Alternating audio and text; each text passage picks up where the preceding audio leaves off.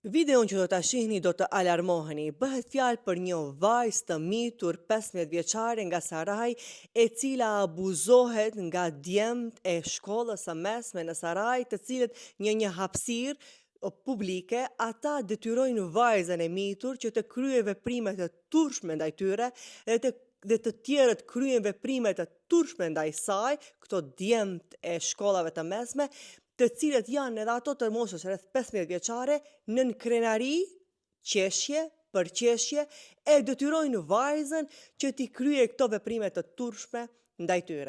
Çasha. Baby, tu vol të mua. Bravo. Java abije Çetet kujt? Java Magetta principal. Hajde shkum. Hajde. Sigurisht që videoja të ngjall shumë angë dhe revolt për mënyrën se si këto djemë të ri, sigurisht sjellin asgjë më pak se sa sjelljet të cilat i kanë parë dhe i kanë normalizuar në rrethin e tyre, në shtëpitë e tyre, në mënyrën e të jetuarit të tyre, tek një vajzë e cila është e pambrojtur në rastin konkret. Videon e kemi gati disa muaj në redaksinë e pa cenzur, po është dashur që të bëhen disa verifikime derisa ta publikojmë për shkak se është dashur që të vërtetojmë dhe të shohim se kush janë këto persona dhe kjo vajzë e cila është pre këtyre abuzuesve.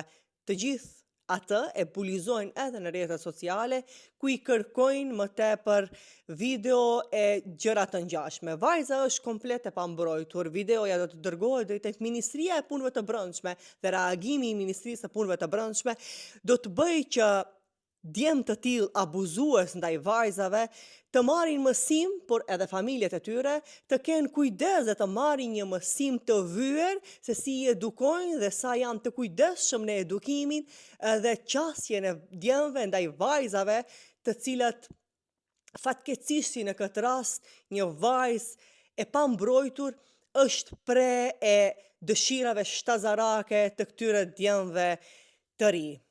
Ministria e Punëve të Brendshme do duhej, në këtë rast bëj fjalë për minoren, për të gjithë rastet të marrë një vendim që ata të cilët abuzojnë me gra dhe vajza të kenë identitetin e tyre publik në rrjetet sociale edhe të gjithë të njohin se kush janë këta që dëshirat e tyre shtazarake i shfaqin dhe i përshfaqin në formën më të ligë të mundshme. Edhe një herë, po them, dënimi i tyre pas videos që do ta dërgojmë në Ministrinë e Punëve të Brendshme le të jetë një mësim i vyer për të gjithë ata të tjerët të cilët kryejnë veprime të ngjashme.